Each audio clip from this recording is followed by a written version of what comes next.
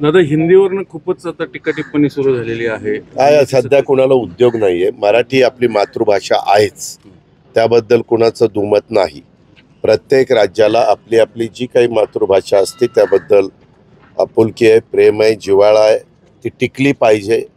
आणि मराठीला अभिजात भाषेचा दर्जा देशाचे पंतप्रधान नरेंद्र मोदी साहेबांनी दिला. खूप वर्ष हे प्रकरण दिल्लीमध्ये पडून होतं, परंतु कुणी करण्याचं धाडस दाखवलं नाही. ते NDA सरकारने दाखवलं, मोदी साहेबांनी दाखवलं आणि त्याचे कार्यक्रम पण आम्ही त्या ठिकाणी घेतले. आता मराठी भाषा भवन मरीन ड्राईव्हला अतिशय चांगल्या प्रकारची वास्तू आम्ही त्या ठिकाणी करण्याचं ठरवलेलं आहे. प्लॅन सगळा तयार झालेला आहे, निधीची कुठलीही कमतरता नाही. आणि हे करत असताना जसं जगात मॅक्झिमम भाषा चालते ती इंग्रजी चालते, त्याच्यामुळं तुमच्या आमच्या कुणाच्याही घरात नवीन पिढीला महाराष्ट्रात राहायचं असेल तर त्याला मराठी आलंच पाहिजे. त्याचबरोबर भारतामध्ये अनेक राज्यांच्या मध्ये हिंदी पण चालतं. काही जण म्हणतात ती राष्ट्रभाषा आहे, पण त्याच्यावर वाद आहे. मला त्या वादात शिरायचं नाही. हे बाकीच्यांना सध्या कुणाला उद्योग नाहीत ना, काम नाही ना, ते असले वाद काही ना काही घालतात आणि त्याच्यातच ते वेळ घालवतात. आणि इंग्रजी ही जगात बहुतेक देशामध्ये चालते, त्याच्यामुळं ती पण भाषा आली पाहिजे. अशा तिन्ही भाषेला महत्त्व आहे, पण शेवटी आपली स्वतःची मातृभाषा तिला नंबर 1चं स्थान आहे. असा एक आरोप होतो की संघाला हिंदी राष्ट्र बनवायचं, हिंदू राष्ट्र नाही, तर त्यामुळे मग मी सांगितलं ना, आज समोरच्या वेगवेगळ्या राजकीय पक्षांना कुठला मुद्दा राहिलेला नाही. आज खरं तर उन्हाची तीव्रता आहे, उष्माघात त्या ठिकाणी काही लोक जात आहेत, टेम्परेचर खूप वाढलेलं आहे, पाण्याचे साठे बाष्पीभवन मोठ्या प्रमाणावर होत आहे.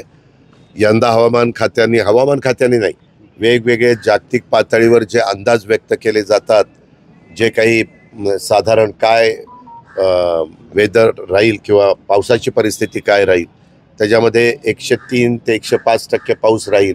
त्याच्यामुळे एक समाधान शेतकरी वर्गामध्ये आहे, परंतु तो पडला पाहिजे, कारण अंदाज तो खरा ठरावा, एवढीच आमची पांडुरंगाचरणी प्रार्थना आहे. दादा, नाशिकचे जे दंगल प्रकरणी मवियाच्या काही नेत्यांवर गुन्हे दाखल झाले कट रचनाने, आणि त्यामध्ये जे कोणी दोषी असतील, आम्ही त्याच्यामध्ये कुठली पार्टी म्हणून त्यांच्यावर केस दाखल करत नाही.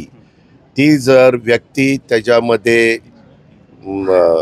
त्याचा समावेश असेल, ती दोषी असेल, तर पोलीस यंत्रणा ती कुठल्या गटाची आहे, तटाची आहे, युतीची आहे का आघाडीची आहे का आणखीन कुठल्या राजकीय पक्षाची आहे, त्याच्याशी आम्हाला काही घेणं देणं नाही.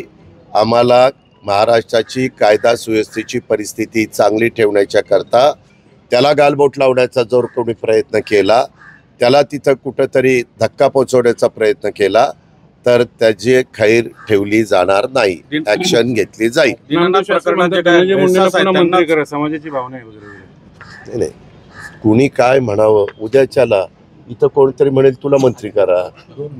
शेवटी कसं आहे, आज कशा करता ती जी काही मधल्या काळात घटना घडली त्याची इन्क्वायरी चालू आहे, CID इन्क्वायरी चालू आहे.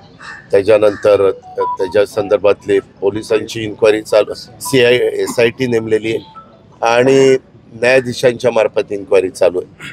त्याच्यावर ह्या सगळ्या ह्याचा अहवाल आल्यानंतर त्याबद्दलचा निर्णय राज्याचे मुख्यमंत्री आणि दोन्ही उपमुख्यमंत्री घेतील.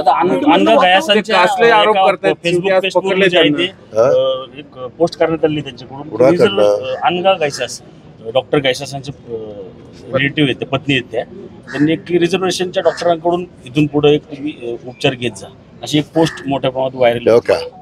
मी तुम्हाला सुरुवातीलाच सांगितलं की एखाद्या व्यक्ती काही कारणाने जी पोस्ट द्यायला नको अशा प्रकारची पोस्ट देऊन समाजामध्ये काही वेगळ्या प्रकारची संभ्रमावस्था निर्माण करत असेल, तर त्या गोष्टीला जास्त महत्त्व देण्याचं कारण नाही.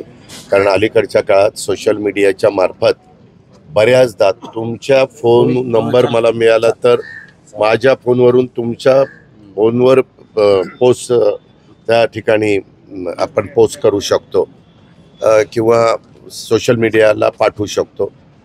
या गोष्टीला मी मगाशी सांगितलं, आम्ही शिवशाहू फुले आंबेडकरांच्या विचारांनी पुढे चाललेलो आहे आणि जातीय सलोखा राहावा, सगळ्यांनी प्रेमाने राहावं.